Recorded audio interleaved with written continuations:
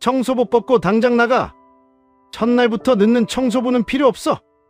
22살 계약직 신입 청소부 최은지는 첫 출근날 회사 사람들 앞에서 그대로 내쫓겼습니다. 제발 제 얘기 한 번만 들어주세요. 필요 없어. 설명할 기회도 사정을 말할 시간도 없었어요. 하지만 아무도 몰랐습니다. 은진이 비 오는 길에 쓰러진 할머니를 외면하지 못해 늦었다는 걸요.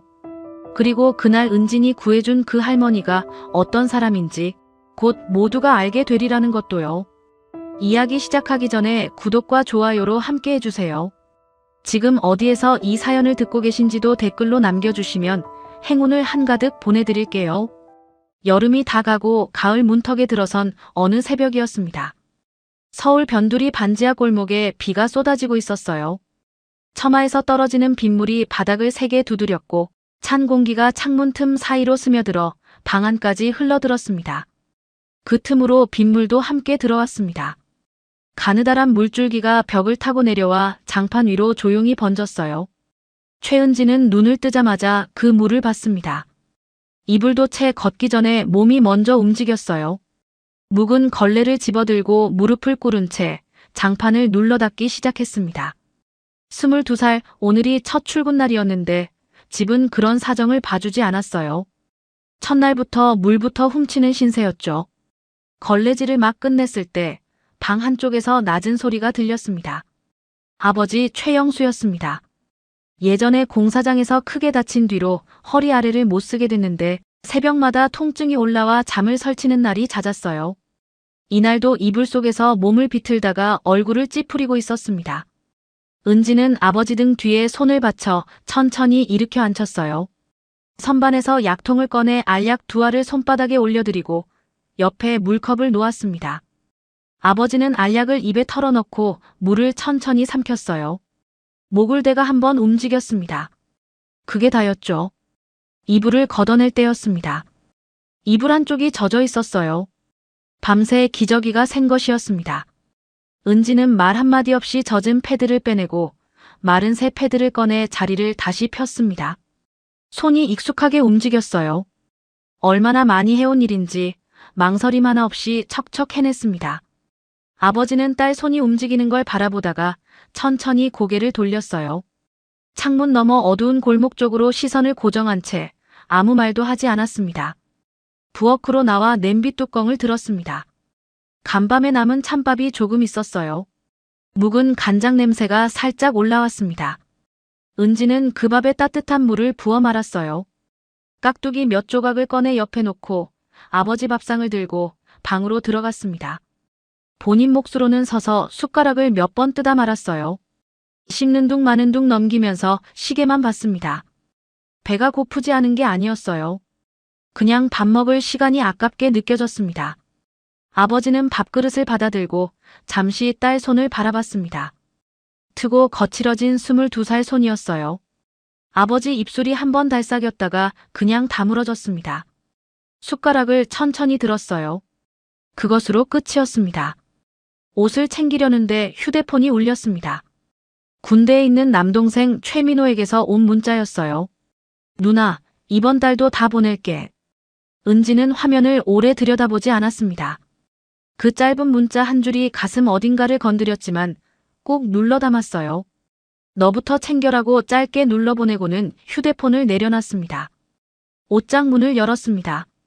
새 옷은 없었습니다. 오래된 흰 셔츠를 꺼내 손바닥으로 꾹꾹 눌러 폈어요. 주름이 잘 펴지지 않았지만 다시 한 번 더 문질러 입었습니다. 목에 임시 출입증을 걸었어요. 작은 플라스틱 카드에 글씨가 또렷이 박혀 있었습니다. 현성관리 청소팀 최은진 계약직. 은지는 그 카드를 손끝으로 한번 눌러보다가 셔츠 안으로 집어넣었어요. 거울 앞에 섰습니다. 화장기 없는 얼굴, 주름진 셔츠. 은지는 거울 속 자신을 한참 바라봤어요. 눈 아래 거뭇하게 그늘이 져 있었습니다. 잠을 얼마나 잔 건지 얼굴이 퀭했어요. 그런데도 은지는 표정을 고쳤습니다. 입술을 한번 꼭 다물고 숨을 크게 들이쉬었어요. 오늘만 버티자. 오늘만 잘 넘기자. 혼잣말이었지만 또렷하게 소리를 냈습니다. 그 말을 뱉고 나서 눈빛이 조금 달라졌어요. 각오를 다지는 얼굴이었죠. 가방을 들고 문 쪽으로 가는데 아버지가 불렀습니다. 은진이 돌아서자 아버지는 휠체어에 앉은 채 낮게 말했어요. 은진아, 어디 가서도 사람 잃지는 마라. 딱 그 한마디였습니다. 은진은 발걸음을 멈춘 채 잠깐 서 있었어요. 그 말이 이상하게 오래 귓속에 남았습니다. 뭔가 더 말하려다가 그냥 천천히 고개를 끄덕이고 문을 닫았어요. 밖에 나서자마자 찬 빗방울이 뺨을 때렸습니다. 생각보다 거셌어요. 낡은 운동화 밑창은 이미 닳을 대로 닳아있어서 첫 걸음부터 빗물이 발 안쪽으로 스몄습니다. 양말이 차갑게 젖었어요. 갈아 신을 여분이 없었습니다. 그냥 걸었습니다. 버스 정류장 처마 끝에 기댔습니다. 비냄새와 축축한 흙냄새가 뒤섞여 올라왔어요. 은지는 출입증 끈을 손가락에 감았다가 풀었다가 했습니다. 탈의실이 어디인지, 뭐부터 물어봐야 하는지 머릿속으로 되새겼어요. 처마 끝에서 굵은 빗물이 줄지어 떨어졌습니다. 은지는 그 물줄기를 멍하니 바라보다가 고개를 저었어요. 딴 생각할 때가 아니었습니다. 버스는 좀처럼 오지 않았어요. 겨우 버스에 올라 자리를 잡았는데 차가 막혔습니다. 빗속에 차들이 엉켜 조금씩밖에 움직이지 않았어요. 은지는 시계를 보고 창밖을 보고 다시 시계를 봤습니다. 딱 맞게 가도 빠듯한 시간이었어요. 버스 창문에 빗물이 흘러내렸고 그 너머로 도시가 흐릿하게 번졌습니다. 손안에 땀이 맺혔어요. 회사 근처 정류장에 내렸을 때 시간은 이미 아슬아슬했습니다. 은지는 후문 쪽으로 발걸음을 빠르게 옮겼어요. 숨이 조금씩 가빠졌습니다. 빗속을 헤치며 걷는데 신발 안에서 물이 철벅거렸어요. 차가운 게 발끝부터 올라오는 것 같았습니다. 그래도 멈출 수 없었어요. 오늘은 멈추면 안 되는 날이었습니다. 바로 그때였습니다. 후문 보행로 옆 젖은 보도블록 위에서 회색 코트를 입은 할머니. 한 분이 발이 미끄러지며 그대로 옆으로 쓰러졌습니다.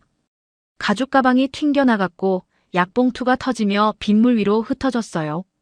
휴대폰은 차도 쪽으로 굴러갔습니다. 지나가던 사람들이 흘끗 봤어요.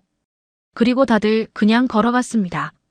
우산을 붙잡은 채 발걸음을 늦추지도 않고요. 은진의 발걸음이 멈췄습니다. 시계를 한번 봤습니다. 할머니를 한번 봤어요. 그냥 지나가면 늦지 않을 수도 있었습니다. 그런데 발이 떨어지지 않았어요. 전혀. 은진의 발이 땅에 붙은 것처럼 멈춰 섰습니다. 빗속에서 할머니는 일어나려고 손을 짚었는데 그 손이 젖은 보도블록 위에서 다시 미끄러졌어요. 한 번, 두 번. 그럴 때마다 얼굴이 더 창백해졌습니다. 입술에 핏기가 없었어요. 지나가는 사람들은 여전히 우산을 붙잡은 채 빠르게 걸어갔습니다. 잠깐 흘끗 보는 사람은 있었어요. 하지만 걸음을 늦추는 사람은 아무도 없었습니다. 은지는 우산을 접었습니다. 그리고 뛰었어요. 빗줄기가 정수리를 세게 때렸습니다. 머리카락이 순식간에 달라붙었어요. 은지는 그런 것을 느낄 겨를이 없었습니다.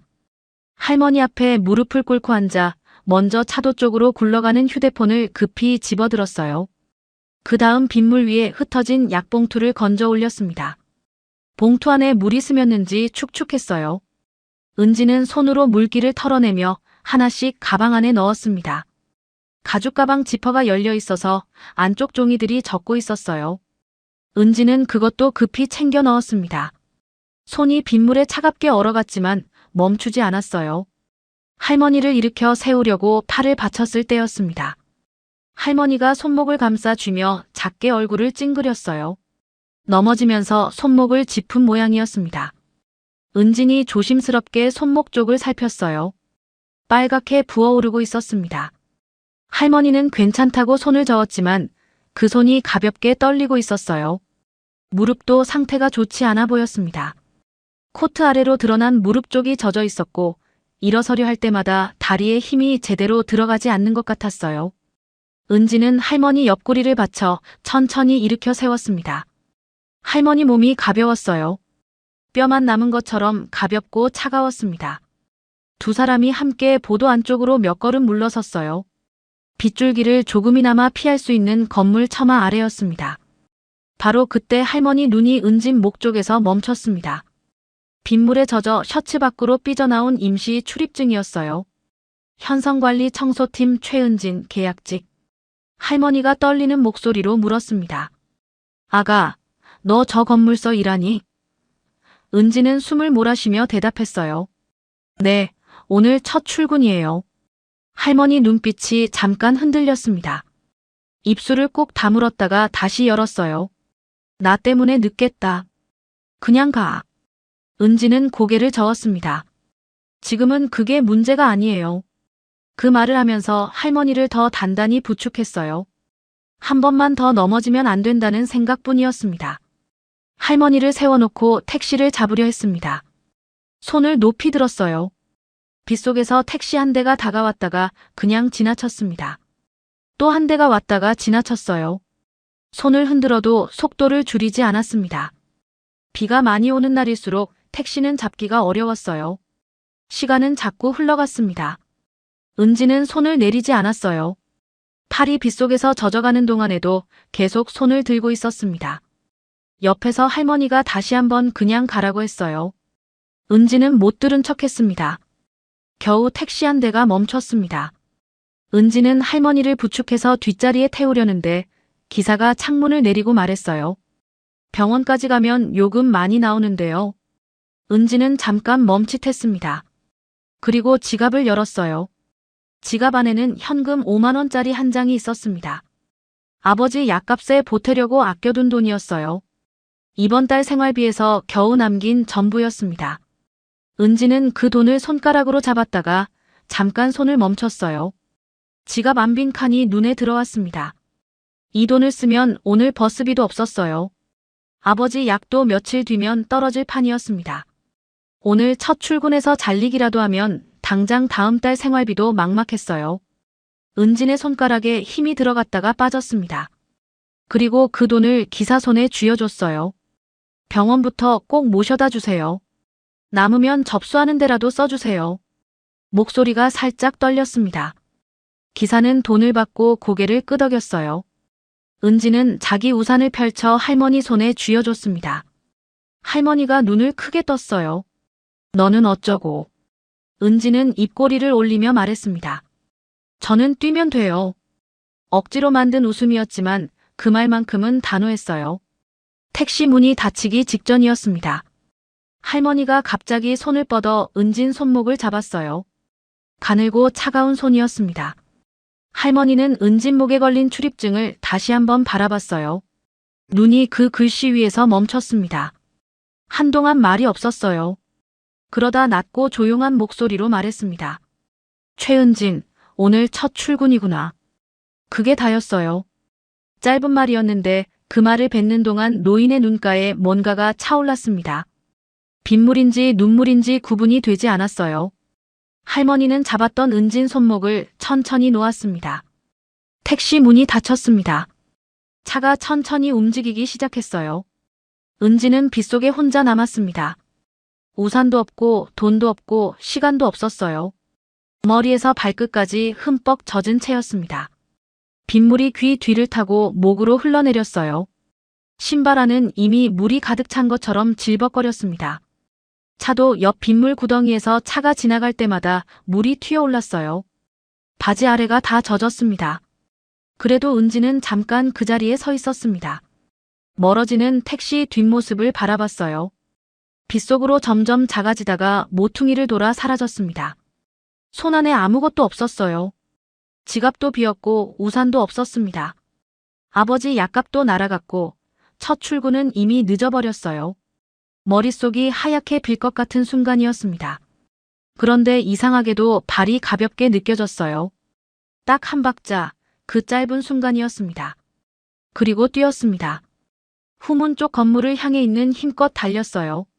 신발 안에서 물이 철벅거렸고 숨이 턱끝까지 차올랐습니다. 젖은 머리카락이 뺨에 달라붙었어요. 빗줄기는 더 굵어졌습니다. 지나가는 사람들이 뛰어가는 은진을 힐끔 쳐다봤어요. 흠뻑 젖은 채로 우산도 없이 달리는 22살이었습니다. 그래도 은진은 멈추지 않았어요.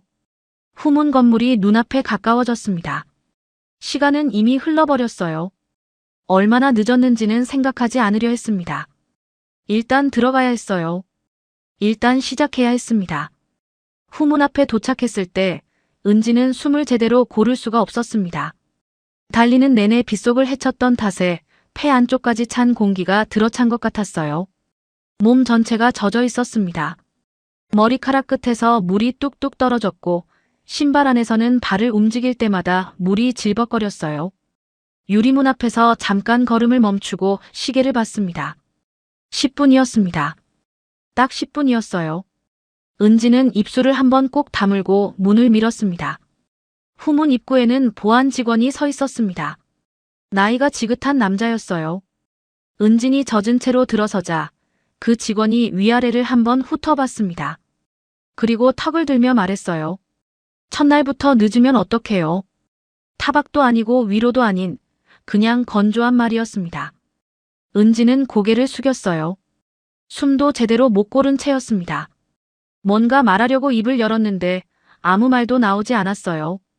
그냥 다시 고개를 숙이고 안쪽으로 걸어 들어갔습니다. 지하로 내려가는 계단이 미끄러웠습니다. 신발 바닥이 다 젖어 있어서 발을 디딜 때마다 조심해야 했어요. 계단을 다 내려가자 탈의실 문이 보였습니다. 은지는 문을 열고 안으로 들어섰어요. 탈의실 안은 형광등 빛이 밝았습니다. 락커가 양쪽으로 늘어서 있었고 한쪽 벽에 긴 거울이 붙어 있었어요. 그 거울에 은진 모습이 그대로 비쳤습니다. 머리카락이 얼굴에 달라붙어 있었고 셔츠는 몸에 착 달라붙을 만큼 젖어 있었어요. 뺨이 빗물인지 땀인지 모를 것으로 번들거렸습니다. 은지는 거울 속 자신을 보다가 시선을 피했어요. 볼 여유가 없었습니다. 젖은 셔츠를 벗는데 손이 떨렸습니다. 추워서이기도 했고 긴장이 풀리지 않아서이기도 했어요. 속옷까지 젖어 있었습니다. 수건도 없어서 손바닥으로 팔을 훑어 물기를 닦아냈어요. 유니폼을 꺼내 빠르게 입었습니다. 그런데 머리카락 끝에서 물이 계속 떨어졌어요. 유니폼 어깨 쪽이 금세 젖었습니다. 손으로 머리를 꽉 쥐어짰어요. 물이 주르륵 흘렀습니다. 그래도 완전히 마를 리가 없었어요. 거울 앞에 한 번 더 섰습니다. 유니폼을 입은 모습이었어요. 어깨는 젖어 있었고 머리카락은 여전히 축축했습니다. 처음 입어보는 유니폼이었는데 이런 꼴로 첫날을 시작해야 한다는 게 가슴 한쪽을 세게 눌렀어요. 은지는 눈을 한번 감았다가 떴습니다. 그리고 거울에서 등을 돌렸어요. 청소도구가 어디에 있는지 찾아야 했습니다. 탈의실 안을 둘러봤어요. 한쪽 구석에 청소 카트들이 세워져 있는 게 보였습니다. 밀대와 걸레가 어디 있는지 찾고 있는데 탈의실 문이 열렸어요. 들어온 사람은 35쯤 돼 보이는 여자였습니다. 머리를 단정하게 묶었고 유니폼을 이미 갖춰 입고 있었어요. 걷는 것부터 달랐습니다. 이 공간이 자기 것이라는 듯 딱딱하고 익숙한 발걸음이었어요. 그 여자가 들어서자마자 은진 쪽을 봤습니다. 그리고 시선이 은진 목 쪽에서 멈췄어요. 임시 출입증이었습니다. 여자의 눈빛이 살짝 바뀌었습니다. 청소팀 반장 박미라였어요. 오늘 처음 왔나 보네. 박미라가 말했습니다. 물어보는 말투가 아니었어요. 이미 알고 있다는 말투였습니다. 은지는 고개를 숙이며 대답했어요. 네, 죄송합니다. 길에서 일이 좀 있어서 늦었습니다. 박미라는 은진 말이 끝나기도 전에 손을 들었습니다. 여긴 사정 말해도 안 통하는 데야. 짧고 차갑게 자른 말이었어요. 박미라는 탈의실 안쪽으로 걸어 들어오면서 은진 머리 쪽을 훑어봤습니다. 젖은 머리카락, 축축한 어깨, 발에서 번지는 물기. 입꼬리가 살짝 내려갔어요. 첫날부터 꼴이 왜 이래? 혼잣말처럼 던진 말이었는데 충분히 들릴 만한 크기였습니다. 은지는 아무 말도 하지 않았어요. 입술을 꼭 다물고 있었습니다. 은지는 마음을 다잡고 박미라에게 물었습니다. 저 뭐부터 시작하면 될까요? 빨리 시작해서 조금이라도 만회하고 싶었어요. 박미라는 청소 카트 쪽을 대충 손가락으로 가리켰습니다. 밀대랑 걸레부터 챙기면 되잖아. 그게 다였어요. 어디서 꺼내는지, 몇 층을 맞는지, 뭐부터 시작하는지는 아무것도 알려주지 않았습니다. 은지는 카트 쪽으로 가서 안을 들여다봤습니다. 밀대가 몇 개 있었고 걸레도 여러 종류가 있었어요. 어떤 걸 가져가야 하는지 알 수 없었습니다. 구역도 모르고 순서도 몰랐어요. 서랍을 하나씩 열어보며 헤매고 있는데 탈의실 한쪽에서 다른 직원 한 명이 은진을 봤습니다. 나이가 좀 있는 여직원이었어요. 그 직원은 박미라 쪽을 한번 힐끔 보더니 낮은 목소리로 말했습니다. 파란 걸레가 바닥용이에요. 그쪽 선반 아래 칸.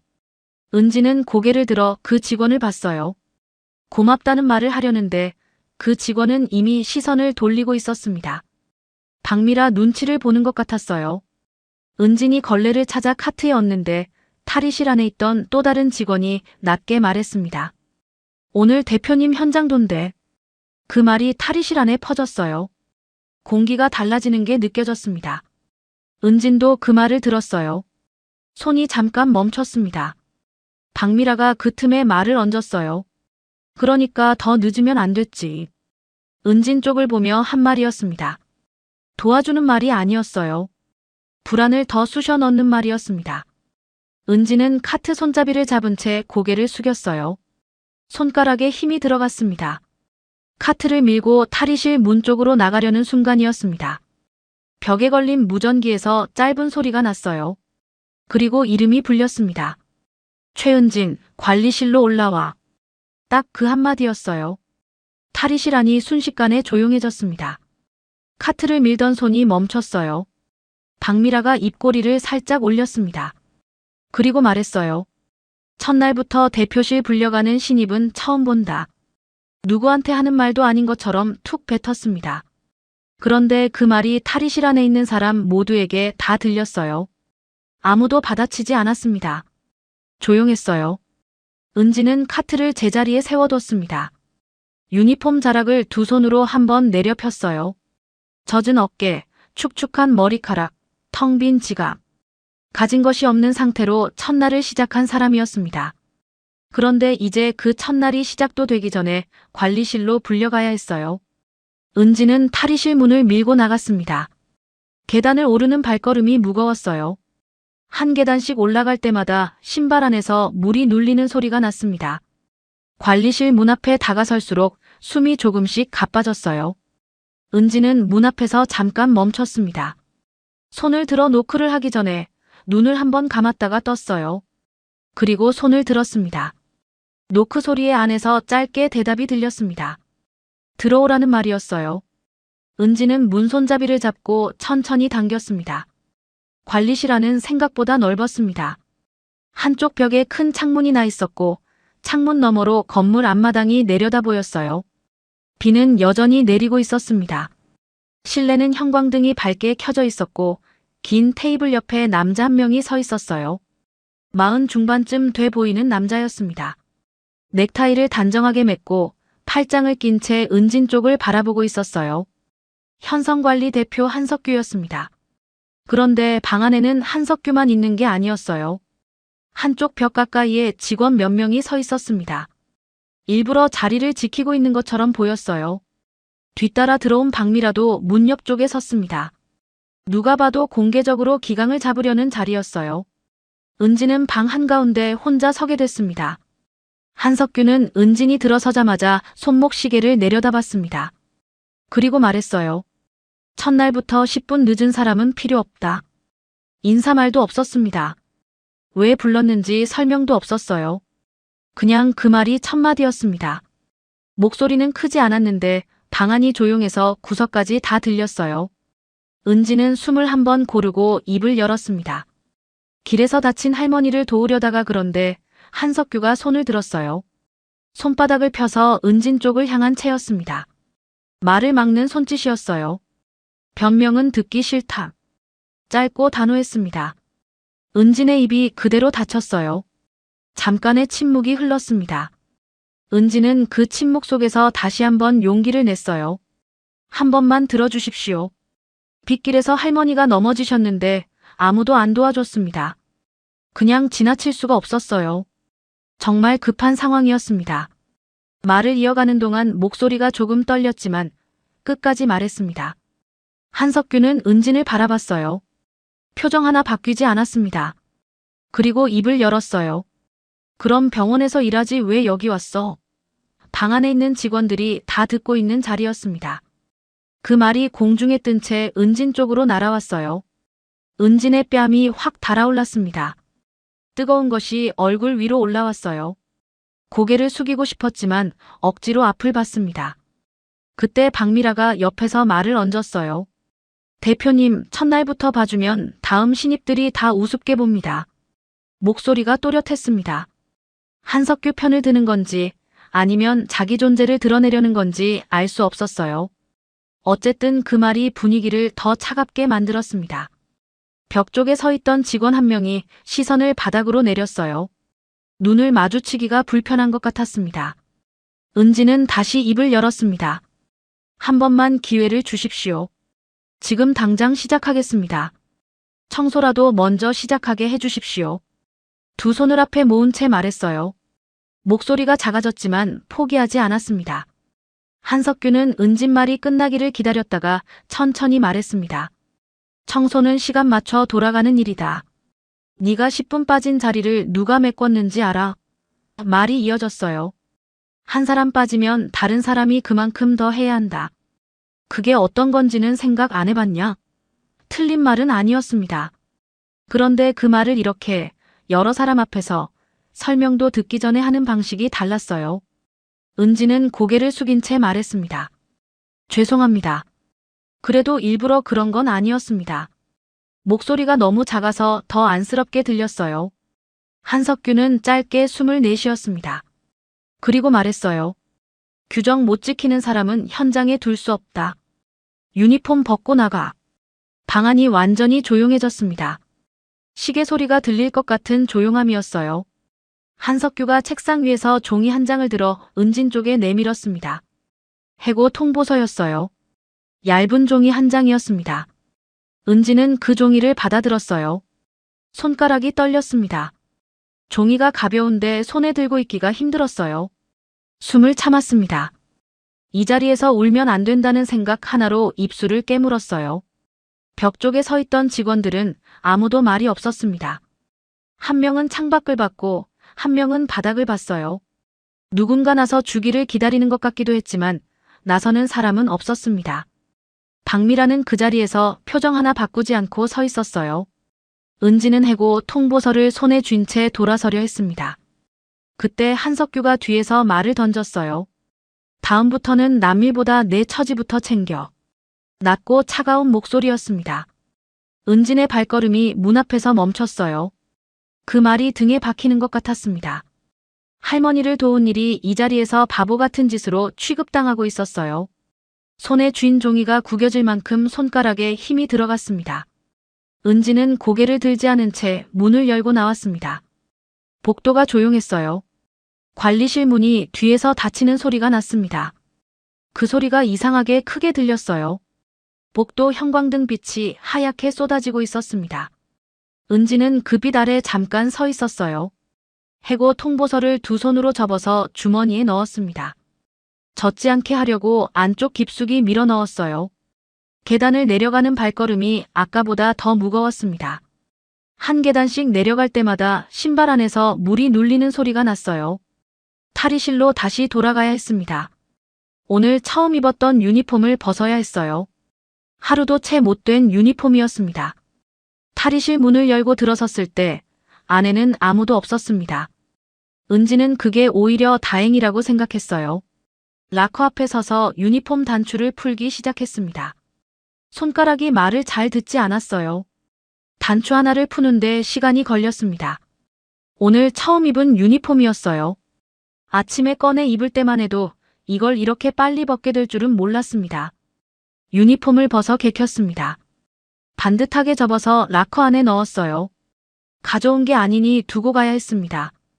자기 옷으로 갈아입는데 젖은 셔츠가 다시 피부에 닿았어요. 차갑고 축축했습니다.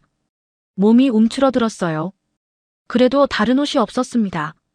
가방을 들고 탈의실을 나오려는데 발소리가 들렸습니다. 박미라였어요. 은진과 눈이 마주쳤습니다. 박미라는 걸음을 늦추지 않았어요. 지나가면서 툭 던졌습니다. 착한 척하다가 일자리 날린 거지 뭐. 그 말을 뱉고는 그냥 지나쳐갔어요. 은지는 그 자리에 잠깐 서 있었습니다. 뭔가 치고 올라오는 것 같았는데 아무 말도 나오지 않았어요. 그냥 문을 밀고 나왔습니다. 후문으로 나서자 빗줄기가 여전히 굵었습니다. 우산이 없었어요. 아까 할머니 손에 쥐어준 우산이 떠올랐습니다. 처마 밑에 잠깐 서서 빗속을 바라봤어요. 버스를 탈 돈도 없었습니다. 지갑 안은 텅 비어 있었어요. 걸어가야 했습니다. 집까지 얼마나 걸릴지 생각하지 않으려 했어요. 그냥 발을 뗐습니다. 빗속으로 걸어 들어가자마자 머리가 젖었습니다. 어깨도 금세 젖었어요. 아까 뛸 때와는 달리 이번엔 천천히 걸었습니다. 뛸 이유가 없었어요. 이제 어디를 향해 뛰어야 하는지도 몰랐습니다. 신발 안에서 물이 다시 철벅거렸어요. 발이 차가웠습니다. 걸으면서 머릿속에서 자꾸 같은 생각이 맴돌았습니다. 내가 그냥 지나쳤으면. 그 생각이 발걸음마다 따라붙었어요. 그냥 못 본 척했으면 10분 늦지 않았을 것이고, 해고 통보서를 받지 않았을 것이고, 지금 이 빗속을 걷고 있지 않았을 것이라는 생각이 골목 모퉁이를 돌 때마다 올라왔습니다. 그런데 또 다른 생각도 함께 떠올랐어요. 빗물 위에 약봉투가 흩어지던 모습, 손을 짚었다가 다시 미끄러지던 할머니의 손, 차가운 손으로 은진 손목을 꽉 잡던 그 감촉이 자꾸 되살아났습니다. 억울함과 후회가 번갈아 올라왔어요. 어느 쪽이 맞는 건지 걸으면서도 알 수가 없었습니다. 편의점 앞을 지날 때였어요. 빗속에서 유리창 너머로 환한 불빛이 보였습니다. 처마가 있어서 잠깐 비를 피할 수 있는 곳이었어요. 은지는 걸음을 살짝 늦췄다가 그냥 지나쳤습니다. 들어가봤자 살 것도 없었어요. 주머니에 손을 넣었는데 해고 통보서가 손가락에 닿았습니다. 젖지 않게 품 안 깊이 넣어뒀던 그 종이었어요. 손가락으로 한번 눌러보다가 손을 뺐습니다. 비냄새가 짙게 올라왔습니다. 아스팔트가 비에 젖으면 나는 냄새였어요. 은지는 고개를 숙이고 걸었습니다. 머리카락이 이마에 달라붙었어요. 손으로 걷어내봤지만 금세 다시 달라붙었습니다. 그냥 내버려뒀어요. 한 골목을 돌아서다 발이 멈췄습니다. 갑자기 아버지 약 생각이 났어요. 며칠 뒤면 약이 다 떨어질 텐데 지갑은 비었고 오늘 일자리도 날아갔습니다. 다음 달 생활비를 어떻게 해야 하는지 아무것도 정해진 게 없었어요. 은지는 그 자리에 서서 빗속을 바라봤습니다. 빗줄기가 골목바닥에 부딪혀 작은 물보라를 만들었어요.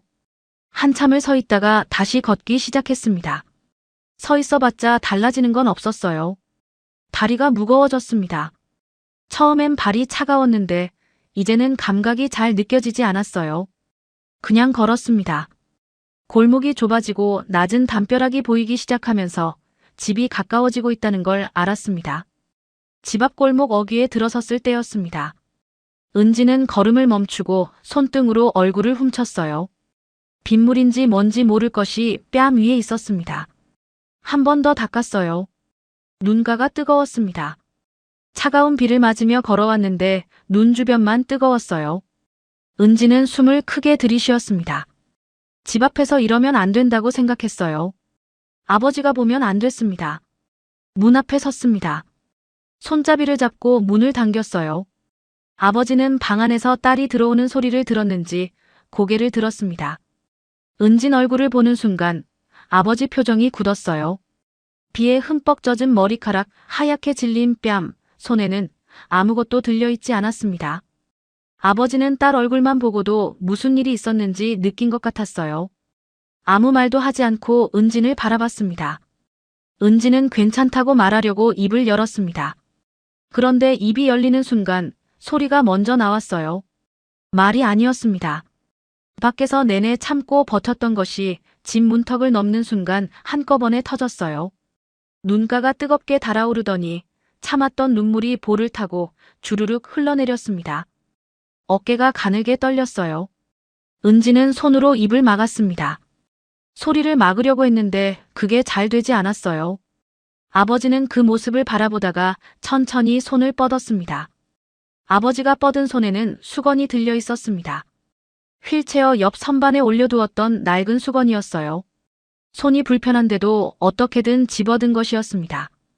은지는 그 수건을 받아들고 얼굴을 묻었어요. 수건에서 오래된 세제 냄새가 났습니다. 낡고 얇은 수건이었는데 그 냄새가 이상하게 마음을 건드렸어요. 어깨가 한번 크게 들썩였습니다.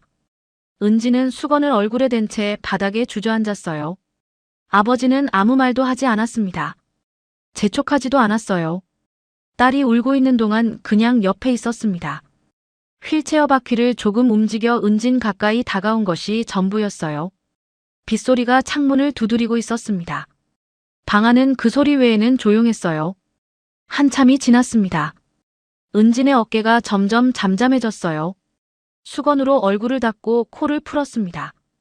눈이 부어 있었어요. 뺨이 빨갛게 달아올라 있었습니다.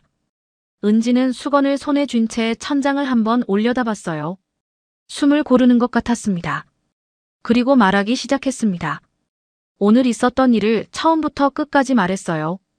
후문 앞 빗길에서 할머니가 넘어지던 일, 약봉투가 빗물에 흩어지던 일, 택시를 잡으려고 손을 들고 서 있던 일, 지갑에서 5만 원을 꺼내 기사 손에 쥐어주던 일, 우산을 할머니 손에 쥐어주고 혼자 비를 맞으며 뛰던 일, 그리고 10분 늦어 탈의실에서 박미라를 만난 일, 관리실로 불려가 여러 사람 앞에서 한석규 대표에게 해고 통보를 받은 일까지 다 말했습니다. 말하는 동안 목소리가 가라앉았다가 다시 떨렸어요. 중간에 말을 잇지 못하고 멈추는 순간도 있었습니다. 그래도 끝까지 말했어요. 아버지는 그 긴 이야기를 들으면서 아무 말도 하지 않았습니다. 중간에 끊지도 않았어요. 딸이 말하는 동안 눈을 내리깔고 듣고 있었습니다. 손을 무릎 위에 얹은 채였어요. 손가락이 가볍게 무릎을 쥐었다 펴기를 반복했습니다. 은진이 이야기를 다 마치고 나서 작게 물었어요. 아빠, 내가 괜히 나섰나 봐. 그 말이 너무 힘이 없어서 방 안에 떨어지는 것 같았습니다. 은지는 손에 쥔 수건을 내려다봤어요. 대답을 기다리는 것인지 아니면 그냥 뱉어버리고 싶었던 말인지 알 수 없었습니다. 아버지는 한참 말을 아꼈습니다. 성급하게 입을 열지 않았어요. 빗소리가 창문을 두드리고 방 안에 침묵이 고여있는 동안 아버지는 그냥 앉아 있었습니다. 그러다 천천히 딸 손을 잡았어요. 두 손으로 감싸 쥐었습니다. 차갑고 젖어있는 딸의 손이었어요. 그건 잘한 거다. 사람 외면하면 사람 아니다. 낮고 조용한 목소리였습니다. 크지 않았어요.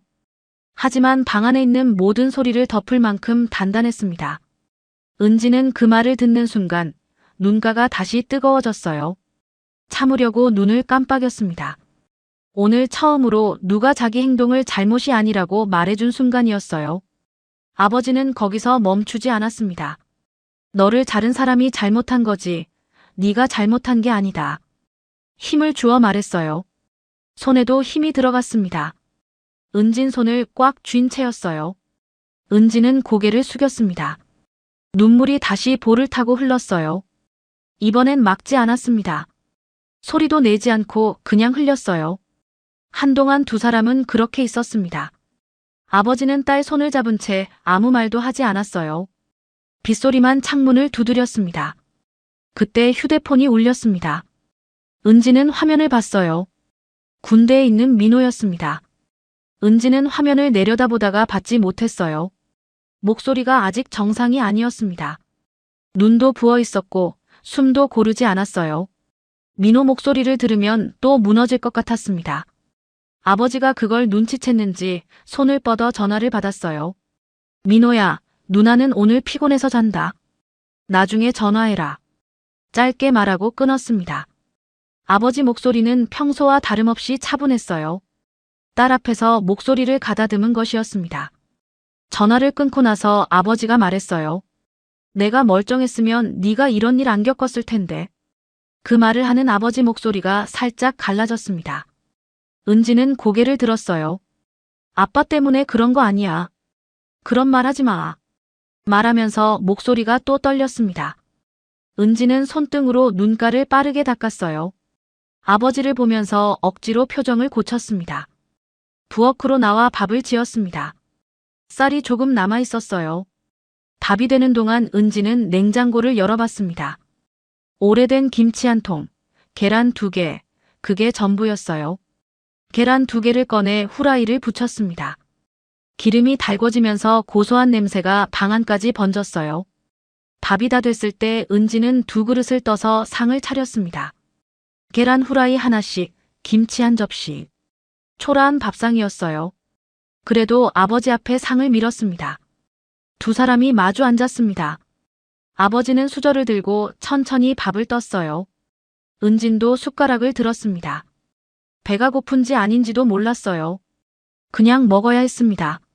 내일도 움직여야 했으니까요. 첫 숟가락을 넘기는데 목이 꽉 막히는 것 같았습니다. 그래도 삼켰어요. 밥을 먹으면서 은지는 내일부터 다시 일자리를 알아봐야 한다고 말했습니다. 목소리를 되도록 평평하게 유지하려고 했어요. 아버지 앞에서만큼은 흔들리지 않으려 했습니다. 구청 일자리 센터도 가보고 인터넷도 다시 찾아볼게. 말은 단단하게 했는데 눈빛은 그렇지 않았어요. 아버지는 딸 눈빛을 오래 바라봤습니다. 그리고 말했어요. 밥 먹어라. 오늘은 그냥 먹어. 그 한마디에 은지는 더 말을 잇지 않았습니다. 밥을 다 먹고 나서 은지는 설거지를 했습니다. 그릇 2개, 냄비 하나였어요. 물이 손등 위로 흘렀습니다. 찬물이었는데 손이 너무 차가워서 오히려 감각이 없었어요. 그릇을 닦으면서 오늘 하루를 다시 떠올렸습니다. 빗속을 뛰던 것, 탈의실에서 유니폼을 입던 것, 관리실 문 앞에서 손을 들었던 것, 해고 통보서를 받아든 손이 떨리던 것.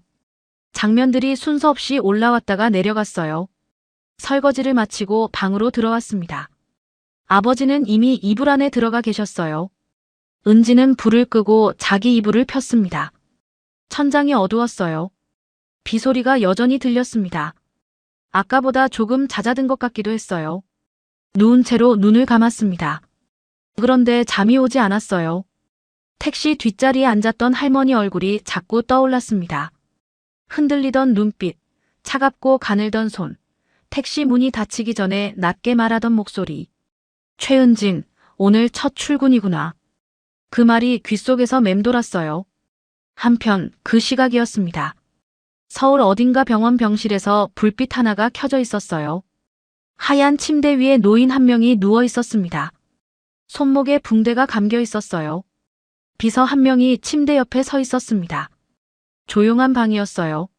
노인이 눈을 떴습니다. 천장을 한번 바라보다가 비서 쪽으로 고개를 돌렸어요. 그리고 낮고 또렷한 목소리로 말했습니다. 현성관리 청소팀 최은진, 그 아이부터 찾아.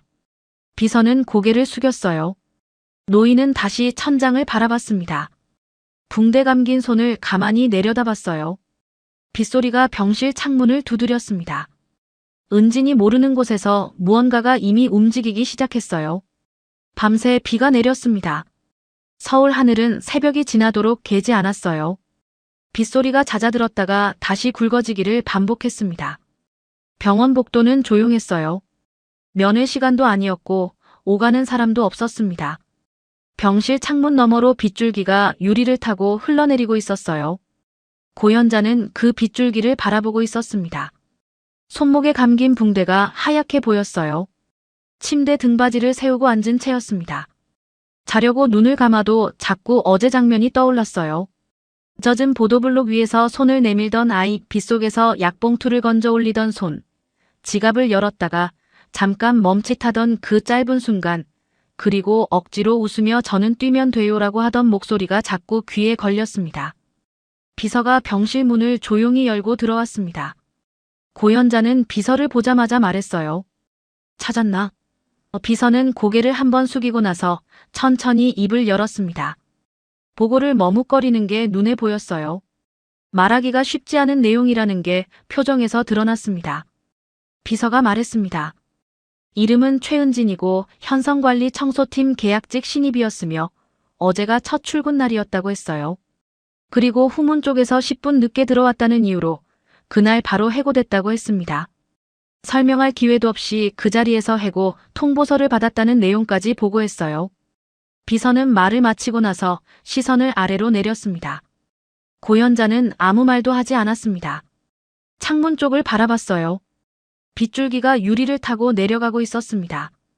붕대 감긴 손을 천천히 들어 올렸어요. 손목이 묵직하게 당겼습니다. 어제 넘어질 때 짚은 손목이었어요. 고현자는 그 손을 내려다보다가 입술을 꼭 다물었습니다. 자기 그룹 계열사에서 일어난 일이었어요. 자기한테 우산을 쥐어주고 가진 돈을 전부 내준 아이가 바로 그 건물에서 그런 대우를 받았다는 사실이 가슴 어딘가를 세게 눌렀습니다. 잠시 후 고현자가 말했어요. 내일 아침 현성관리에 내가 직접 간다고 해라. 비서가 고개를 숙였습니다. 그게 다였어요. 더 길게 말하지 않았습니다. 다음 날 아침이었습니다. 현성관리 건물에는 이른 시간부터 이상한 기운이 돌았어요. 아무도 정확한 이유를 몰랐습니다. 그냥 위에서 연락이 내려왔다는 말만 있었어요. 고현자 명예회장이 직접 현장을 방문한다는 내용이었습니다. 그 말 한마디가 아침 일찍부터 건물 안 분위기를 바꿔놓았어요. 직원들이 평소보다 일찍 나와 복도를 닫고 로비 바닥을 다시 쓸었습니다. 누가 시킨 것도 아니었어요. 그냥 몸이 먼저 움직였습니다. 말소리도 낮아졌어요. 복도에서 마주쳐도 눈빛만 주고받다가 서둘러 지나쳤습니다. 한석규는 아침 일찍 관리실에 들어와 있었습니다. 넥타이를 단단히 매고 책상 위를 정리했어요. 왜 명예회장이 온다는 건지 정확한 이유를 몰랐습니다. 그냥 본사에서 연락이 왔다는 것뿐이었어요. 한석규는 손에 들고 있던 서류를 내려놨다가 다시 들었습니다. 그러다 신입 직원 서류 뭉치를 꺼냈어요. 파일을 넘기다가 손이 한자리에서 멈췄습니다. 최은진이라는 이름이 있는 서류였어요. 어제 해고 통보서를 받고 나간 신입이었습니다. 한석규는 그 이름을 내려다보다가 파일을 덮었어요. 찝찝한 게 없진 않았습니다. 그래도 규정대로 한 일이라고 속으로 다독이며 아닌 척 서류를 서랍에 넣었어요. 박미라는 청소팀 직원들을 모아놓고 평소보다 더 세게 몰아붙였습니다. 오늘 먼지 한 톨도 보이면 안 된다는 말을 2번 했어요. 직원들은 말없이 청소 카트를 밀었습니다. 박미라는 복도를 오가면서 이미 닦은 곳을 다시 확인했어요. 팔짱을 낀 채 구석구석을 살폈습니다. 평소에도 까다롭기로 소문난 사람이었는데 오늘은 더했어요. 그런데 직원들 사이에서 조용히 말이 오가고 있었습니다. 어제 신입일 때문 아니냐는 말이었어요. 누가 먼저 꺼낸 말인지는 몰랐습니다. 청소 카트를 나란히 밀면서 엘리베이터를 기다리면서 낮은 목소리로 주고받았어요. 어제 그 신입, 사실 할머니 도우려다가 늦은 거 아니었냐고. 설명하려는데 대표님이 끊어버린 거 아니었냐고. 말하는 사람도 있었고 듣고만 있는 사람도 있었습니다. 박미라 근처에서는 아무도 그 말을 꺼내지 않았어요. 박미라는 한석규 관리실 앞을 지나다가 문 쪽에서 잠깐 멈췄습니다. 안에서 한석규가 전화를 받는 소리가 들렸어요. 내용은 들리지 않았습니다. 박미라는 몇 초 서 있다가 다시 걷기 시작했어요. 손에 들고 있던 점검표를 꼭 쥐었습니다. 이유는 몰랐지만 아침부터 뭔가 불편했어요. 가슴 한쪽이 자꾸 묵직하게 내려앉았습니다. 어제 탈의실에서 은진에게 던진 말들이 스쳐 지나갔어요. 대수롭지 않게 여기려 했는데 자꾸 다시 떠올랐습니다. 오전 10시가 되기 조금 전이었습니다. 건물 앞쪽에서 차 소리가 들렸어요. 검은색 차 한 대가 아니었습니다. 2대, 3대가 줄지어 들어왔어요. 로비 쪽 직원이 창밖을 내다보다가 안쪽으로 빠르게 걸어 들어갔습니다. 무전이 울렸어요. 로비 직원들이 자세를 고쳤습니다. 한석규도 관리실에서 나와 로비 쪽으로 향했어요. 넥타이를 한 번 더 매만졌습니다. 차에서 사람들이 내렸습니다. 비서실 직원들이 먼저 내렸고 그 다음에 양복 입은 남자 둘이 내렸어요. 마지막으로 차 문이 열리고 노인 한 분이 천천히 발을 내디뎠습니다. 지팡이를 짚고 있었어요. 회색 코트를 입고 있었습니다. 한석규의 눈이 그 노인에게서 멈췄습니다. 얼굴에서 피가 빠지는 것 같았어요. 손이 옆구리 쪽으로 내려갔다가 다시 앞으로 왔습니다. 어제 은진이 말하려 했던 할머니, 빗속에서 넘어진 그 할머니가 지금 현성관리 건물 앞에서 걸어 들어오고 있었어요. 로비 안에 있던 직원들이 그 모습을 봤습니다. 아무도 말을 하지 않았어요. 고현자가 로비 안으로 들어오자 발소리 외에는 아무 소리도 나지 않았습니다. 비서실 직원이 조용히 안내했어요. 한석규는 앞으로 나서며 인사를 했습니다. 명예회장님 오신다는 연락 받았습니다. 목소리가 평소보다 낮았어요. 고현자는 한석규 인사에 짧게 고개를 끄덕였습니다. 그리고 로비를 한 바퀴 둘러봤어요. 직원들 얼굴을 하나씩 살피는 것 같았습니다. 그 눈빛이 지나가는 자리마다 직원들이 자세를 고쳤어요. 고현자의 시선이 박미라 쪽을 스쳐 지나갔습니다. 박미라는 숨을 잠깐 멈췄어요. 고현자가 입을 열었습니다. 목소리는 크지 않았어요. 그런데 조용한 로비 안에서 구석까지 다 들렸습니다. 어제 나를 택시에 태워보낸 그 아이는 어디 있나요? 그 한마디였습니다. 로비가 얼어붙었습니다. 한석규 입술이 달라붙는 것 같았어요. 옆에 서 있던 박미라는 시선을 바닥으로 내렸습니다. 직원 한 명이 옆 사람과 눈을 마주쳤다가 빠르게 고개를 돌렸어요. 아무도 선뜻 말을 꺼내지 못했습니다. 고현자는 대답을 서두르지 않았습니다. 로비 한가운데 서서 사람들을 천천히 바라봤어요. 그 눈빛이 무언가를 이미 다 알고 있는 사람의 눈빛이었습니다. 한석규가 천천히 입을 열려는 순간이었어요. 고현자가 먼저 말했습니다. 어제 그 아이는 오늘 첫 출근이라고 했습니다. 말을 이었어요. 비 오는 길에서 쓰러진 저를 일으켜 세웠고 빗물에 젖은 약봉투를 다 건져줬습니다. 택시를 잡아주면서 지갑에 있던 돈을 전부 내줬어요. 자기 우산까지 제 손에 쥐어주고 자기는 비를 맞으며 뛰어갔습니다. 고현자는 거기서 잠깐 말을 멈췄어요. 로비 안 누구도 숨소리를 내지 않았습니다. 고현자의 시선이 한석규 쪽으로 향했어요.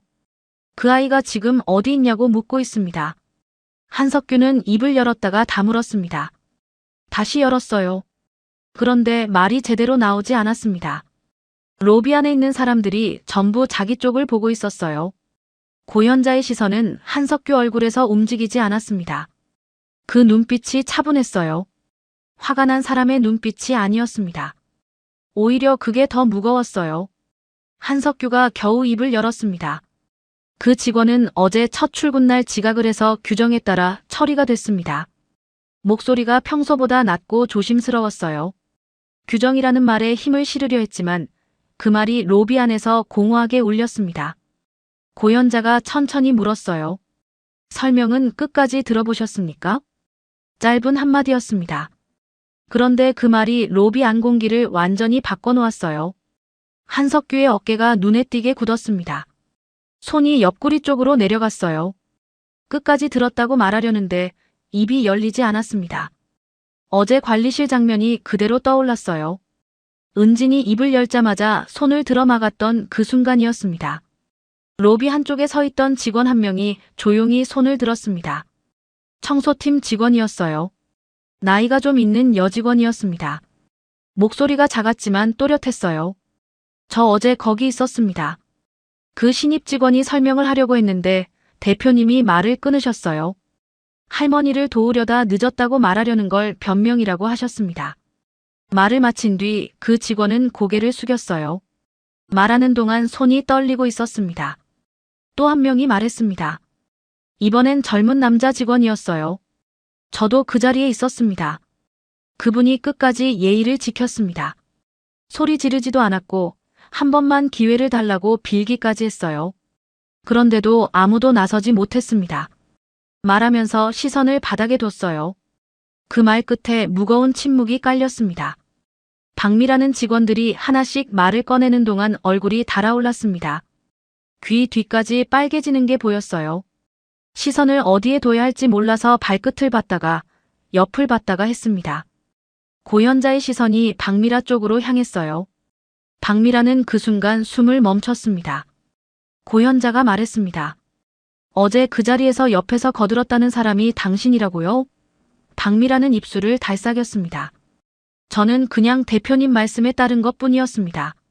목소리가 작아졌어요. 고현자는 그 말을 듣고 잠깐 박미라를 바라보다가 시선을 거두었습니다. 더 묻지 않았어요. 그 침묵이 어떤 말보다 더 무겁게 박미라 위로 내려앉았습니다. 고현자가 다시 입을 열었습니다. 이번엔 로비 안에 있는 사람들 전체를 향한 말이었어요. 제가 어제 그 길에서 넘어졌을 때 지나가는 사람이 얼마나 됐는지 모릅니다. 그 중에 걸음을 멈춘 사람은 단 한 명이었어요. 우산도 없이 비를 맞으며 달려온 아이였습니다. 고연자는 거기서 잠깐 말을 멈췄어요. 붕대 감긴 손목을 천천히 들어 올렸다가 내렸습니다. 그 아이가 건네준 돈이 지갑에 있던 전부였다는 걸 저는 압니다. 첫 출근날 가져온 돈이었겠죠. 그런데도 그 돈을 전부 택시기사 손에 쥐어줬어요. 자기 우산까지 제 손에 쥐어주고 자기는 비를 맞으며 뛰었습니다. 로비 안이 고요했습니다. 기침 소리 하나 없었어요. 그 아이가 없었으면 저는 어제 더 큰일을 당했을지 모릅니다. 고연자의 목소리가 낮아졌어요. 그런데 한 음절 한 음절이 또렷하게 들렸습니다. 그런데 그 아이가 일한 곳이 바로 이 건물이었어요. 제가 세운 그룹의 계열사였습니다. 한석규는 고개를 들지 못했습니다. 넥타이 매듭 쪽을 손으로 만지려다가 손을 내렸어요. 뭔가 말을 하려는 것 같았지만 고연자가 다시 말을 이었습니다. 그 아이 이름이 최은진이라고 했습니다. 어제가 첫 출근이었고요. 고연자가 한석규를 정면으로 바라봤어요. 그 아이는 지금 어디 있습니까? 한석규는 그 시선을 받으면서 눈을 내렸습니다. 천천히 말했어요. 어제 해고 처리가 됐기 때문에 지금은 회사에 없습니다. 말하면서 자기 목소리가 너무 작다는 걸 느꼈어요. 로비 안에 있는 사람들이 전부 그 말을 들었습니다. 고연자는 고개를 한번 끄덕였습니다. 표정이 흔들리지 않았어요. 그리고 비서 쪽을 돌아봤습니다. 최은진 씨 연락처 확보해두게. 비서가 고개를 숙였어요. 그리고 고연자가 다시 한석규를 향해 말했습니다. 저는 오늘 여기 두 가지를 확인하러 왔습니다. 첫 번째는 그 아이가 어디 있는지였고, 두 번째는 이 회사가 사람을 어떻게 다루는 곳인지였어요. 짧은 말이었습니다. 그런데 그 말이 로비 안을 가득 채웠어요. 직원들 얼굴에 무언가가 지나갔습니다. 어떤 이는 눈을 감았고 어떤 이는 숨을 천천히 내쉬었어요. 한석규는 그 자리에서 말을 잃었습니다. 규정이라는 말도 기강이라는 말도 이제 꺼낼 수 없었어요. 어제 자기가 한 말들이 지금 이 로비 안에서 전부 되돌아오고 있었습니다.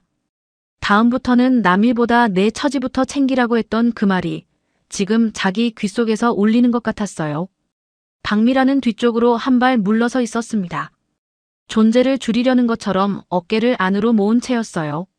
아까 고연자의 시선이 자기 쪽에서 멈췄던 그 순간이 자꾸 떠올랐습니다. 그리고 어제 탈의실에서 은진한테 던진 말들이 하나씩 머릿속에서 올라왔어요.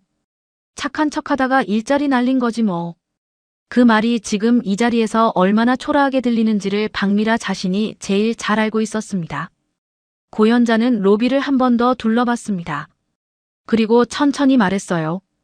오늘은 이것으로 하겠습니다. 비서가 옆에서 안내하려 했지만 고연자는 손을 저었습니다. 지팡이를 짚고 스스로 걸어 나갔어요. 로비 유리문이 열리면서 바깥빛이 쏟아져 들어왔습니다. 고연자가 밖으로 나가고 문이 닫혔어요.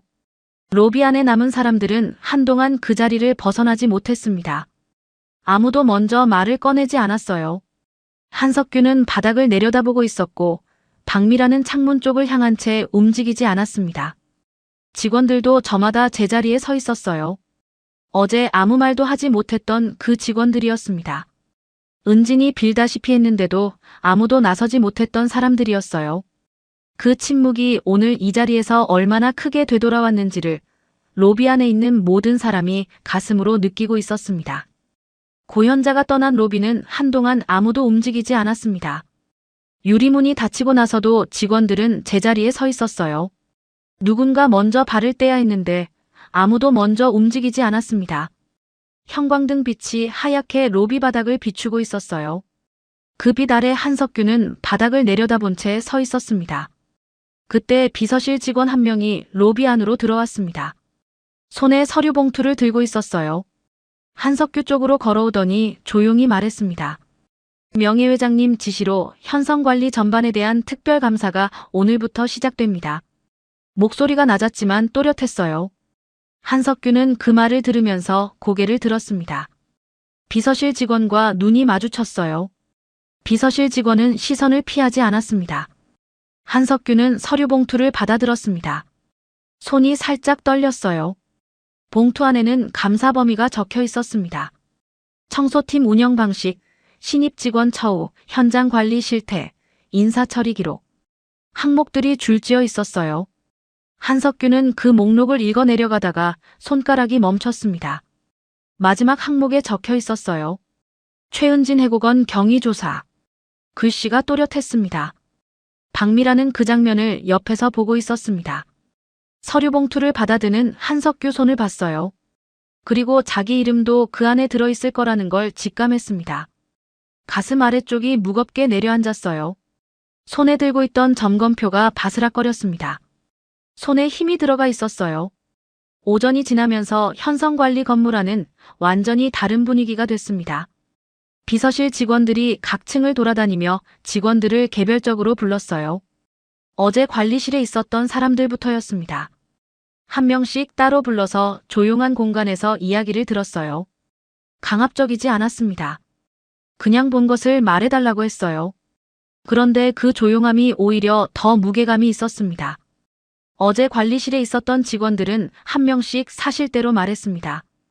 은진이 말을 시작하려 했는데 한석규가 손을 들어막았던 것, 박미라가 옆에서 거들었던 것, 은진이 고개를 숙이고 한 번만 기회를 달라고 했던 것, 그런데도 아무도 나서지 못했던 것. 말하는 사람마다 목소리가 작아졌어요. 말하면서 자기가 그 자리에서 침묵했다는 게 더 선명하게 떠오르는 것 같았습니다. 한 직원은 조사를 마치고 나오면서 복도에서 잠깐 벽에 기댔습니다. 눈을 감았다가 뜨더니 그냥 자기 자리로 돌아갔어요. 아무 말도 하지 않았지만 그 잠깐의 멈춤이 뭔가를 말해주고 있었습니다. 오후가 됐습니다. 비서실 직원이 한석규를 다시 불렀어요. 이번엔 관리실이 아니었습니다. 건물 안회의실이었어요. 회의실 안에는 비서실 팀장과 직원 2명이 앉아 있었습니다. 한석규가 들어서자 팀장이 자리를 권했어요. 한석규는 앉으면서 넥타이를 한번 매만졌습니다. 손끝이 차가웠어요. 팀장이 말했습니다. 어제 최은진 씨의 고건에 대해서 말씀해 주시겠습니까? 한석규는 숨을 한번 고르고 말했습니다. 규정에 따라 처리한 겁니다. 첫날 지각은 계약 조건에 위반됩니다. 목소리에 힘을 실으려 했어요. 그런데 아까보다 목소리가 더 낮아졌습니다. 팀장이 다시 물었습니다. 설명을 듣기 전에 처리하신 게 맞습니까? 한석규는 잠깐 말이 없었어요. 현장에서 예외를 두면 기강이 무너집니다. 팀장이 고개를 끄덕이면서 다시 말했어요.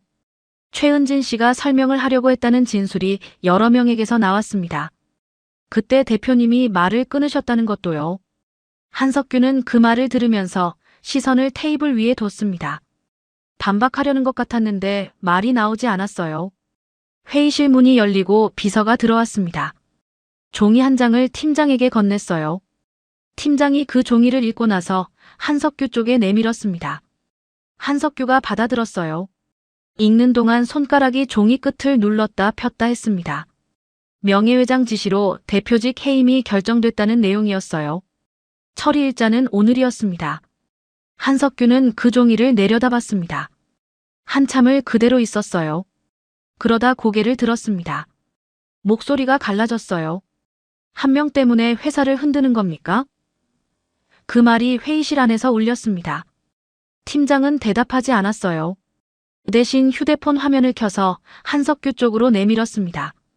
고현자가 직접 남긴 말이 적혀 있었어요. 한석규는 그 화면을 읽었습니다. 소리내어 읽지는 않았어요. 그런데 읽는 동안 얼굴이 굳어갔습니다. 고현자가 남긴 말은 짧았습니다. 한 명을 함부로 대한 회사는 이미 흔들리고 있던 겁니다. 그게 전부였어요. 길게 설명하지 않았습니다. 그런데 그 짧은 말이 한석규가 했던 모든 말을 덮어버렸어요. 한석규는 해임 통보서를 테이블 위에 내려놨습니다. 그리고 자리에서 일어났어요. 더 할 말이 없는 것 같았습니다. 회의실 문을 열고 나갈 때 복도에서 직원 몇 명이 지나가다가 한석규와 마주쳤어요. 직원들은 자연스럽게 길을 비켰습니다. 한석규는 고개를 들지 않고 복도를 걸어갔어요. 발소리가 멀어졌습니다. 박미라는 오후 늦게 따로 불렸습니다. 조사 내용은 한석규보다 더 구체적이었어요. 탈의실에서 신입에게 한 말들, 관리실에서 한석규 옆에서 거들었던 것, 청소팀 안에서 신입들을 대해 온 방식까지 하나씩 확인했습니다. 함께 일했던 직원들의 진술이 이미 여러 개 쌓여 있었어요. 박미라는 처음엔 부인하려 했습니다. 그런데 진술 내용이 구체적으로 제시되자 말을 잇지 못했어요. 결국 자리에서 직무정지 처분을 받았습니다. 추가 조사가 끝날 때까지 현장에 나오지 말라는 말이었어요. 박미라는 그 말을 듣고 나서 한동안 자리에서 일어나지 못했습니다. 저녁이 가까워질 무렵이었습니다. 은진이 있는 반지하 집에서는 아무것도 모른 채 오후가 지나가고 있었어요. 은진은 오전부터 취업 사이트를 들여다보고 있었습니다. 아버지 약이 이틀치 남았어요. 다음 달 월세도 생각해야 했습니다.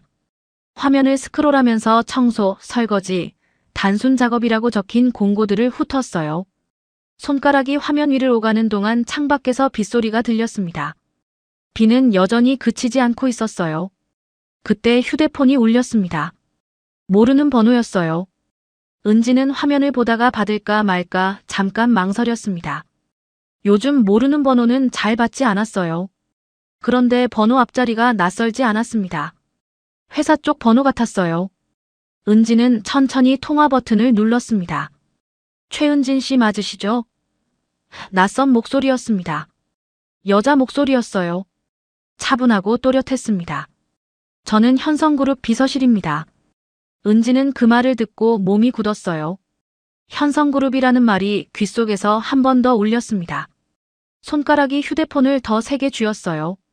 고현자 명예회장님께서 직접 만나고 싶어 하십니다. 그 말이 끝났습니다. 은지는 아무 말도 하지 못했어요. 숨을 쉬고 있는지 아닌지도 몰랐습니다. 창밖에서 빗소리가 들렸어요. 아버지가 방에서 은진 쪽을 바라봤습니다. 딸이 굳은 채 서 있는 걸 봤어요. 아무 말도 하지 않고 그냥 바라봤습니다. 은지는 전화를 끊고 나서 한동안 휴대폰을 손에 쥔 채 서 있었습니다. 명예회장이라는 말이 머릿속에서 맴돌았어요. 어제 빗속에서 쓰러졌던 그 할머니 얼굴이 떠올랐습니다. 차갑고 가늘던 손, 택시 문이 닫히기 전에 낮게 말하던 목소리. 은지는 그 얼굴을 떠올리면서 천천히 숨을 내쉬었어요. 아직 아무것도 알 수 없었습니다. 그런데 무언가가 달라지고 있다는 것만큼은 느껴졌어요. 다음 날 아침이었습니다. 은지는 평소보다 일찍 눈을 떴어요. 잠을 깊이 자지 못했습니다. 천장을 바라보다가 눈을 감았다가 다시 뜨기를 반복했어요. 어젯밤 전화 목소리가 자꾸 귓속에서 맴돌았습니다. 고현자 명예회장님께서 직접 만나고 싶어 하신다는 말이었어요. 그 말이 꿈인지 생시인지 아직도 실감이 나지 않았습니다. 세수를 하고 가장 단정한 옷을 꺼내 입었습니다. 새 옷은 없었어요. 첫 출근 날 입었던 흰 셔츠를 다시 꺼내 다렸습니다. 다리미가 헌 것이라 온도가 고르지 않았어요. 그래도 천천히 눌러가며 주름을 폈습니다. 아버지가 방에서 은진 쪽을 바라봤어요. 딸이 옷을 다리는 뒷모습을 말없이 보고 있었습니다. 은지는 집을 나서기 전에 아버지 앞에 앉았습니다. 아빠 다녀올게. 짧게 말했어요. 아버지는 딸 얼굴을 한참 들여다봤습니다. 그리고 천천히 말했어요. 똑바로 가서 똑바로 봐라. 그 말이 다였습니다. 은지는 고개를 끄덕이고 일어섰어요. 현성그룹 건물 앞에 도착했을 때 은지는 입구 앞에서 잠깐 멈췄습니다. 첫 출근 날 후문으로 뛰어들어가던 날과 같은 건물이었어요. 그때는 비를 맞으며 숨이 턱까지 차올라 뛰어들어갔습니다. 오늘은 정문 앞에 서 있었어요. 하늘은 맑았습니다. 비가 다 그쳐 있었어요. 같은 건물인데 이렇게 다른 느낌으로 서게 될 줄은 몰랐습니다. 비서실 직원이 로비에서 은진을 맞았습니다. 정중하게 인사를 했어요. 은진은 그 인사를 받으면서 어색했습니다. 며칠 전 이 건물에서 해고 통보서를 받았던 사람이 지금 이렇게 맞이를 받고 있었어요. 엘리베이터를 타고 올라가는 동안 은지는 손을 앞에 모은 채 숫자가 바뀌는 걸 올려다봤습니다. 방 안으로 들어서자 고현자가 소파에 앉아 있었습니다. 은진을 보자 자리에서 천천히 일어났어요. 지팡이를 짚고 일어서는 노인이었는데 그 움직임이 단단했습니다. 고현자가 은진 앞으로 걸어오더니 두 손으로 은진 손을 감싸 쥐었어요. 차갑고 가늘던 손이었습니다. 첫 출근 날 택시 문이 닫히기 전에 은진 손목을 잡았던 그 손이었어요. 고현자가 말했습니다. 은진 씨가 저를 살려주셨습니다. 낮고 조용한 목소리였어요. 은진은 그 말을 들으면서 고개를 숙이려 했습니다. 고현자가 말을 이었어요. 은진 씨가 없었으면 저는 그날 빗속에서 훨씬 더 큰 일을 당했을 겁니다. 은진은 천천히 고개를 들었습니다. 눈가가 뜨거워지는 게 느껴졌어요. 참으려고 눈을 깜빡였습니다. 고현자가 말했어요. 이 건물에서 은진 씨가 당한 일은 우리 잘못입니다. 그 말을 듣는 순간 은진의 눈에서 눈물이 흘렀습니다. 소리는 없었어요. 그냥 볼을 타고 조용히 흘렀습니다. 첫 출근 날 관리실에서도 빗속을 걸어오면서도 집에 들어와 아버지 앞에서 터뜨릴 때도 결국 은진이 듣고 싶었던 말은 이 말이었는지 몰랐어요. 잘못한 게 아니라는 말, 내 탓이 아니라는 말이었습니다. 고현자는 은진을 소파에 앉혔습니다. 그리고 천천히 말했어요. 제가 은진 씨의 후원자가 되어드리고 싶습니다. 은진은 고현자를 바라봤어요. 고현자가 이었습니다. 새 보금자리도 마련해드리고 아버님 치료와 생활도 걱정 없이 도와드리고 싶어요. 은진 씨와 동생분 학업도 지원해드리고 싶습니다. 대학에 가세요. 공부를 하세요. 그리고 더 많은 사람을 도우세요. 은진 씨가 가진 마음이면 어디서든 빛이 납니다. 은진은 그 말을 듣고 잠깐 말이 없었습니다. 손을 무릎 위에 얹은 채 고개를 내렸어요. 그러다 천천히 입을 열었습니다. 감사합니다. 정말 감사한데요. 목소리가 작아졌어요. 저는 그냥 당연한 일을 한 것뿐이었습니다. 길에서 쓰러진 분을 그냥 지나칠 수가 없었어요. 이렇게까지 받는 건 저한테 너무 과분합니다. 은지는 고개를 들지 못한 채 말했습니다. 손이 무릎 위에서 가늘게 떨렸어요. 고현자는 은진 말이 끝나기를 기다렸습니다. 그리고 조용히 말했어요. 은진 씨, 저한테는 과분한 일이 아닙니다. 고현자의 목소리가 낮아졌어요. 제 아들이 그 자리에 있었다면 어떻게 했을까요? 제 손녀가 그 자리에 있었다면요. 당연한 일을 할 수 있는 사람이 요즘 세상에 얼마나 됩니까? 고현자는 거기서 잠깐 멈췄습니다. 은진 씨는 제 생명의 은인입니다. 은인한테 이 정도는 당연한 겁니다. 은진은 그 말을 들으면서 눈을 감았습니다. 생명의 은인이라는 말이 귓속에서 울렸어요. 고개를 저으려 했습니다. 고현자가 먼저 말했어요.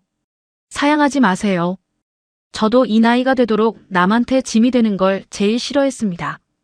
그런데 지금 이건 짐을 지우는 게 아니에요. 제가 하고 싶어서 하는 겁니다. 고현자의 눈빛이 흔들림이 없었습니다. 부드러웠지만 단단했어요. 은지는 한참 고개를 숙이고 있었습니다. 아버지 얼굴이 떠올랐어요. 새벽마다 통증으로 잠을 설치던 아버지, 딸 손이 움직이는 걸 보다가 고개를 돌리던 아버지, 밥상 앞에서 입술을 달싹이다 말을 삼키던 아버지, 그리고 군대에서 돈을 모아보내던 민호도 떠올랐습니다. 은지는 숨을 한번 크게 들이쉬었어요.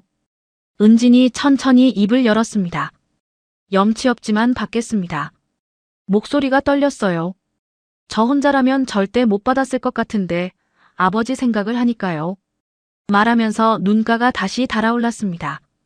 참았던 눈물이 다시 볼을 타고 흘렀어요. 은지는 손등으로 빠르게 닦았습니다. 고현자는 그 모습을 바라보다가 조용히 말했어요.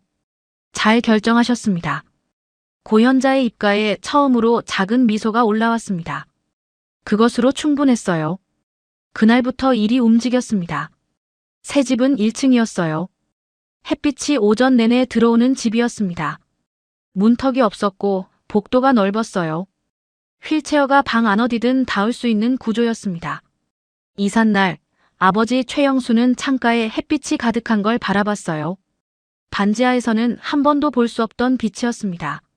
아버지는 그 빛을 한참 바라보다가 소매 끝으로 눈가를 빠르게 훔쳤어요. 은지는 그 모습을 봤지만 모른 척했습니다. 자기 눈가도 뜨거웠으니까요. 전담 간병인이 생겼습니다. 아버지 재활 치료비와 생활비 지원도 이어졌어요. 아버지는 처음 며칠 동안 간병인 앞에서 어색해했습니다. 누군가 자기를 돌봐준다는 게 익숙하지 않은 것 같았어요. 그런데 며칠이 지나자 아버지 얼굴에서 뭔가가 조금씩 풀리기 시작했습니다. 은진이 새벽에 일어나지 않아도 되는 날이 생겼어요. 은진은 그 변화를 보면서 아버지 앞에서 처음으로 어깨에서 힘을 뺐습니다. 제대한 민호가 새집 앞에서 가방을 든 채 한참 서 있었습니다. 집 안으로 들어와 창문을 보고 넓은 복도를 보고 아버지가 창가에 앉아 있는 모습을 봤어요. 민호는 아무 말도 하지 못했습니다. 가방을 내려놓고 그냥 서 있었어요. 눈이 빨개졌습니다. 은진이 옆에서 말했어요. 밥 먹자. 그 한마디에 민호가 고개를 끄덕였습니다.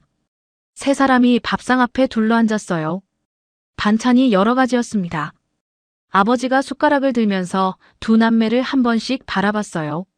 말은 없었습니다. 그냥 천천히 밥을 떴어요. 은진과 민호는 대학에 들어갔습니다. 처음 강의실에 앉던 날, 은진은 가방을 무릎 위에 올려놓고 칠판 앞을 바라봤어요. 22살에 처음 앉아보는 강의실이었습니다. 옆자리에는 자기보다 어린 학생들이 앉아 있었어요. 어색했습니다. 그런데 이상하게 무릎 위 가방을 쥔 손에서 힘이 빠지지 않았어요. 고현자의 말이 떠올랐습니다. 더 많은 사람을 도우라는 말이었어요. 은지는 그 말을 다시 한번 마음속에 새기며 펜을 꺼내 들었습니다. 시간이 흘렀습니다. 은진과 민호는 각자 대학을 졸업했어요. 졸업식 날, 두 사람은 아버지 앞에 나란히 섰습니다. 아버지는 휠체어에 앉아 두 사람을 올려다봤어요. 말이 없었습니다. 그냥 두 사람을 번갈아 바라봤어요. 손이 무릎 위에서 가늘게 떨렸습니다. 그리고 어느 날이었습니다. 은진과 민호는 나란히 앉아 노트북 화면을 들여다보고 있었어요. 현성그룹 정식 직원 채용 공고였습니다. 은진은 화면을 스크롤하며 지원 항목들을 읽었어요. 민호도 옆에서 같은 화면을 보고 있었습니다. 두 사람 다 말이 없었어요. 잠시 후 은진이 먼저 이름 칸을 눌렀습니다. 최은진. 두 글자가 화면 위에 찍혔어요. 첫 출근 날 빗속에서 임시 출입증을 목에 달고 후문을 향해 뛰던 그 22살이 지금은 자기 이름이 적힌 이력서를 화면 위에서 채워가고 있었습니다. 누군가의 동정이 아니었어요. 자기 이름으로, 자기 힘으로 당당히 지원하는 것이었습니다. 창밖으로 햇빛이 들어왔습니다. 방 안이 환했어요.